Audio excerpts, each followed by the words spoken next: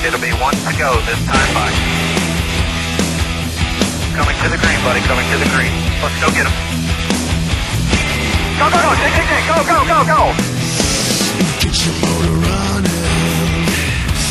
Head out on the highway. Jimmie Johnson, driver number 48, Lowe's Chevrolet. Jimmie, take us through your run today here at Talladega. It's a long, eventful day. Biggest question mark we have is where the speed went in the car. We noticed yesterday in qualifying that we were far off and couldn't understand why. Looked at things this morning, the engine, and deemed the engine fine and went out and ran. And I think it was fine because it would have blown up if we had a major issue with it. But I just had no speed all day long. And when they started the race, everybody took off, and I couldn't even hang on the draft and fell off the draft. And recovered from that, had a bunch of accidents that I had to miss, and was kind of in the eye of the storm throughout the majority of the day. And somehow, some way, slipped through all those instances, and came home with a good finish. I wish we could have been a little more competitive at the end and got a top 5 out of it, but with what took place today, a top 10 is just what we needed. Open up for questions downstairs with wireless mics. Please raise your hand. We'll bring the mic to you. Mike Mullen, Winston-Salem Journal. What's your understanding of the yellow line on the last lap and how that thing went and how it's supposed to go? Before this morning, or yesterday's truck race, I didn't know or think that you could go below the yellow line at any point in time. And then today, the rumor was circulating that you can before the start-finish line if you can see the flag man. And I didn't know what to really think about it or understood it or have seen it, and it's ironic how it played out today. Believe me, I was going to remember that and try to make that move if I was in Regan's position. And but that rumor, for whatever reason, started circulating this morning, kind of after the drivers' meeting. Everybody's talking about it, and it sure enough played out today in the race. Any other questions downstairs? Jimmy, Doug Turnbull, WSB Radio.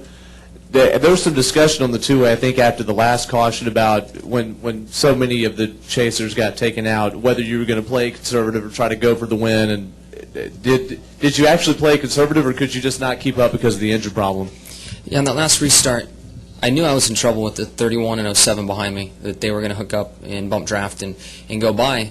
So I thought my best bet would be to get a really good start and stay with that lead pack in front of me. And when those guys got to me, maybe some options would open up. But unfortunately, when they dropped the flag and I stood on the gas, the group in front of me pulled away.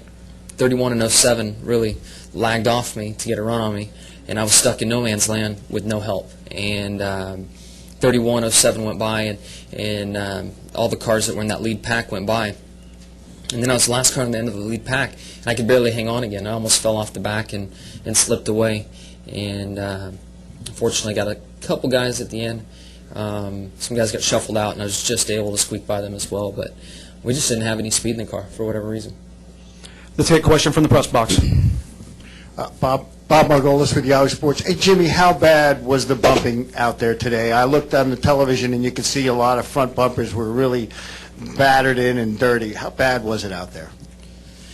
It is, I mean, every lap, every car, someone is doing it. And I have to admit I'm impressed with how well everyone used the bumpers today. And I guess we did have a lot of big wrecks, but there were so many more opportunities. And for a while there, I thought that kind of riding, one riding didn't work out for me because we didn't have the speed to hang on to the end of the draft. I needed somebody behind me to push me. And after that first problem we had, I got in the middle of things and just raced the best that I could and tried to keep cars behind me to keep me in the draft. And when I was in that position, I saw a lot of stuff going on, a lot of bump drafting, a lot of crazy moves.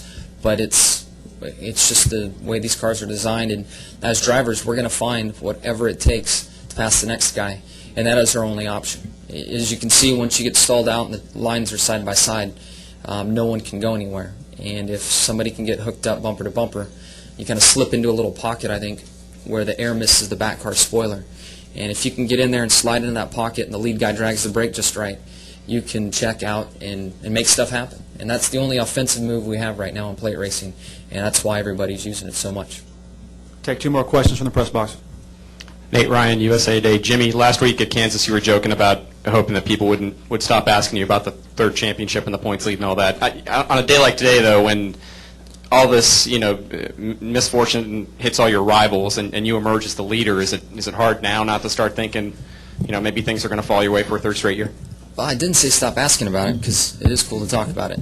The one thing I guess I was trying to say is that there's a lot of racing between then and Homestead, and there still is a lot between now and Homestead.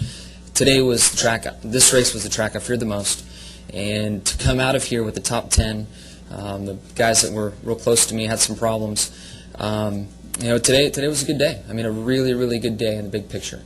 I still don't have a big enough margin to lighten up between now and Homestead, and we just need to go out and race and be smart and still outperform these guys. They're in striking distance. If they outperform me over the last 6 races, they'll win the championship. So I'm just trying to keep my focus on the right things and keep it simple. And right now I'm not as stressed out as some of the other guys, but I still can't lighten up. I still have to keep focused on performing.